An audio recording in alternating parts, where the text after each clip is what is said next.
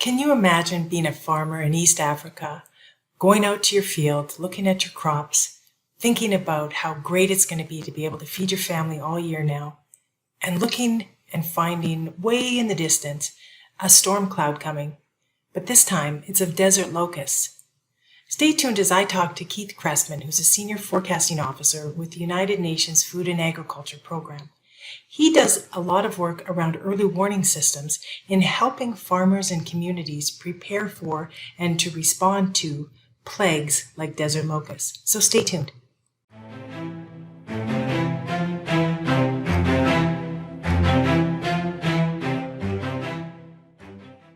Well, hello, Keith. How are you today? I'm fine. Thank you very much. And yourself, Leon? I'm good. Well, thank you for taking the time to talk to me a little bit today about locust swarms. Before we get started, maybe just tell us a little bit about yourself, your background. Sure. I work at the Food and Agricultural Organization of the United Nations. We call ourselves FAO. We're the largest specialized agency of the UN, so we're responsible for all the food and agricultural issues in the world. And I've been working, we're based in Rome, that's the headquarters, and I've been working here for 33 years. My first 2 years when I joined FAO, I worked in Sudan, and 1 month after I arrived in Sudan was the invasion of desert locust swarms, and that in fact was the last plague that we've had. So that was in 1987, 1989. So I was really lucky. I got my field experience on the ground. Prior to that, I had a graduate degree from the University of California in Davis. In fact, two degrees, but I'd never seen locusts before, just studied about them. So that's what I've been doing basically for the past 33 years. Is my job is to operate FAO's desert locust early warning system.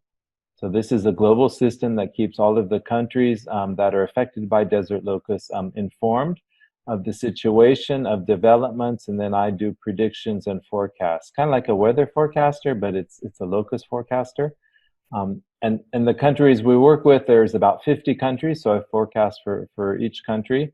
And these countries are basically from West Africa, right across the Sahara Desert, across Arabia, and into Southwest Asia. So about as far as Delhi in India, something in there. So up to the Mediterranean and down to about just north of the equator. So it's the kind of the driest, the most remotest, the most hottest areas of this world. That's where the desert locust likes. And so you wouldn't find these anywhere in North America? No, because it's considered an old world species. It's very old, and there's desert locusts that have been recorded, in the pharaonic times of Egypt, of course. In the hieroglyphics, it's also, in the Quran and the Bible. It's these big clouds of insects that block out the sun. They've never managed to become established in the New World. So in other words, in North America or South America, they have kind of some similar species there, but it's not exactly the same species. But the desert locust is a very strong migratory pest, and it has crossed the Atlantic. So in 1988, in October, it crossed from Senegal across the Atlantic, and it reached the Caribbean in about 10 days. So that's pretty good. That's what, about 5,000 miles, and it managed to survive. But then, of course, it's too humid and tropical, so it died. Yeah. So tell me about what your work involves. So you would be monitoring, would it be, on an annual basis, or you go in and you look at their eggs? Like, I'm just curious as how you monitor this early warning system, what you look for. Basically, it's every day. So every day, I'm watching the weather. I'm watching to see where it's rained in the desert areas and in the locust breeding areas. I'm watching to see the response of the natural vegetation in the desert, after these rain showers. And we are connected with these 50 countries directly. There's about probably half of those countries are frontline countries. So these are countries that have desert locust populations every year. They might be low, they might be high, but they have to manage them. So they're all these countries are connected together in a network. So they basically go out in the desert in four-wheel drive vehicles, looking for green vegetation, natural vegetation, and checking to see if there's any locusts in that vegetation. And if they find, concentrations of locusts, then they'll do control operations. If not, they'll just simply maybe go back and check a few weeks later to see how things are. Go check new areas. So they're collecting a lot of data in the desert, like how the vegetation is green or dry, if the soil is moist or not, if there's locusts, what the stage, how many, things like that. All of that data is sent in real time via satellite, because they have a little tablet that's connected to a satellite antenna. And so their national headquarters, usually in the capital city, they get it within seconds, and then it also comes to my office as well. So basically, we have real-time, information from the middle of the Sahara and the middle of these, really kind of remote places. And it's countries themselves. So it's within their National Ministry of Agriculture who's responsible for the monitoring and the control. So it's not like that there's UN teams or FAO teams roaming around the desert. No, not at all. We're only involved in terms of globally monitoring and analyzing all of that data.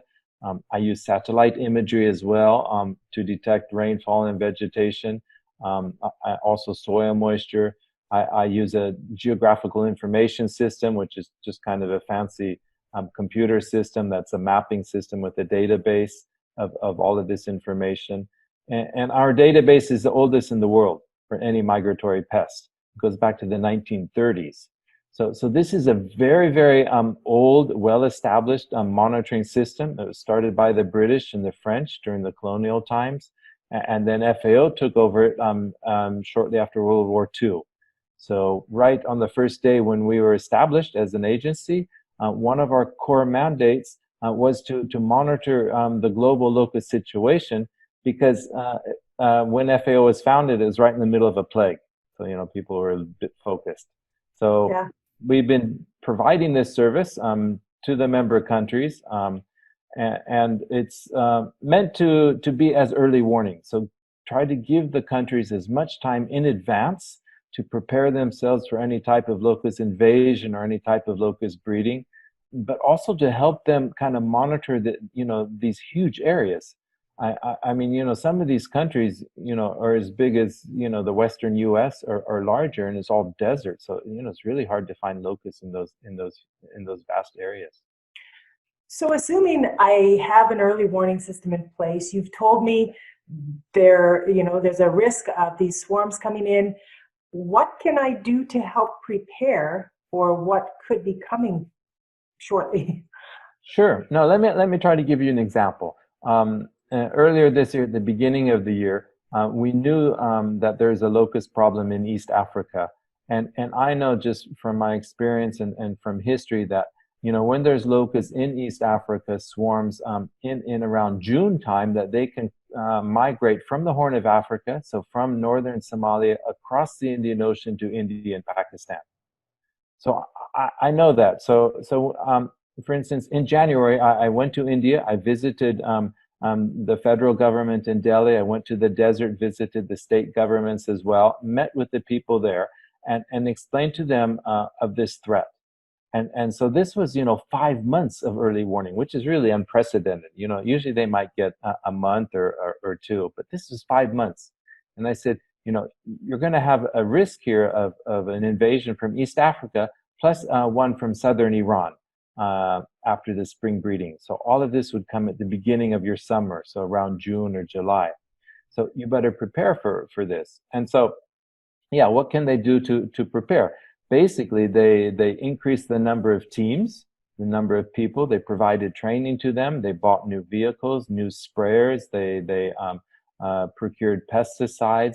They pre-positioned, sprayers and chemical pesticides in different parts of the areas that, should get invaded first.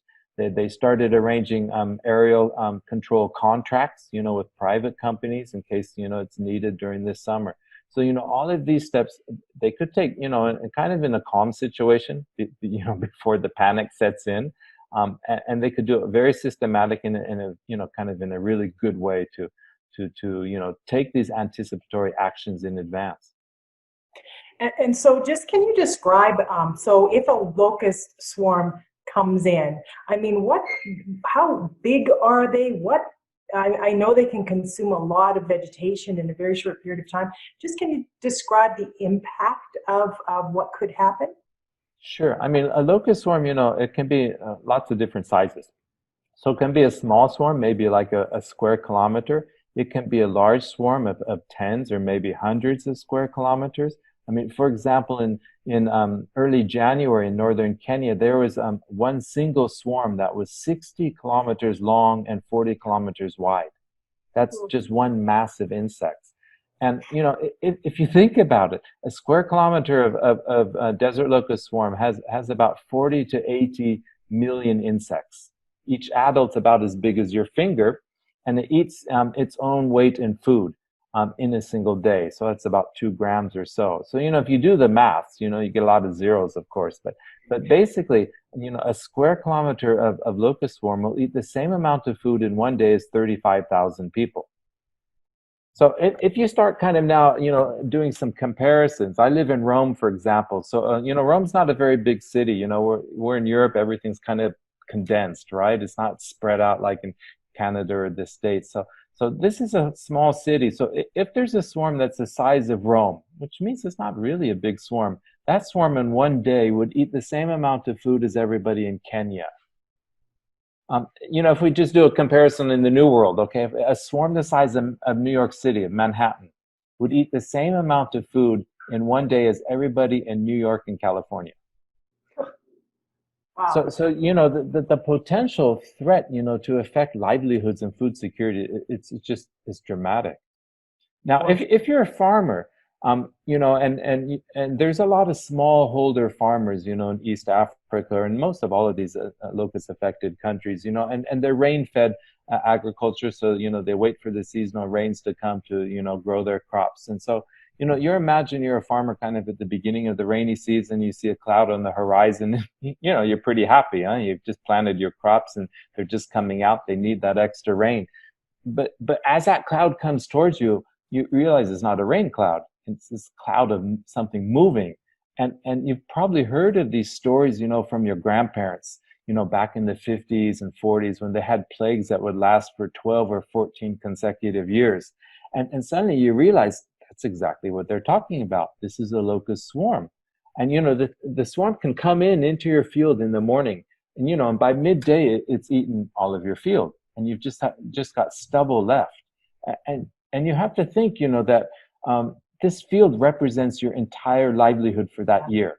And if it's, a good rainy year, it's probably some security food stock for next year as well. So, I mean, the impact on your own family and then on your community, it can be devastating. Wow. Wow, very interesting. Well, before we wrap up, is there anything else I might not have asked you about that you wanted to mention? Well, there's endless things, of course, to talk about with desert locusts. There's so many different aspects. I mean, fortunately, we don't see these desert locust plagues, these upsurges, very often. As I said, the last one was in 1987, 1989. Since then, we've had two events, what we call upsurges. So it's one step below a plague, so it's just on a smaller scale. That's what we're facing now, for example, in East Africa. We had one about 15 years ago as well. That last one, it lasted about 2 years, and it took about $500 million to bring it under control, plus the weather. So these things end, these things end as a result of really two causes. One is, of course, the human intervention, the control operations. These are aerial control operations. But the second reason is Mother Nature, in the sense that there's a failure of the rains, maybe there's unusually cold weather, or there's some winds that carry, the locusts out to the sea, and then they drown and they die. But in the last upsurge, for example, and this was in the Sahel of West Africa and Northwest Africa, some countries, the household heads, 80% of the household heads went into debt in a country just because of locusts. There was losses of up to 100%. Food aid had to be provided. Children, lost a full year of school because they were kept out of school to stay home and protect their farms from the locusts. These type of things. So the consequences are just not good when we have these locust plagues. Yeah, well, and so thank you for the work you're doing, because I think I'm a big believer in preparation and planning, and so those early warning systems are critical for people to be able to plan, to be able to respond more effectively, and protect what little many of them have in the first place. So thank you very much. I'll put a link in the video description of the work you're doing, and so people can find out more about your organization. But thank you for taking the time today to chat and to educate us a little more about what desert locusts look like, what the storms are, what makes them up, and what you're doing to make a difference. So thank you. My pleasure. Thank you.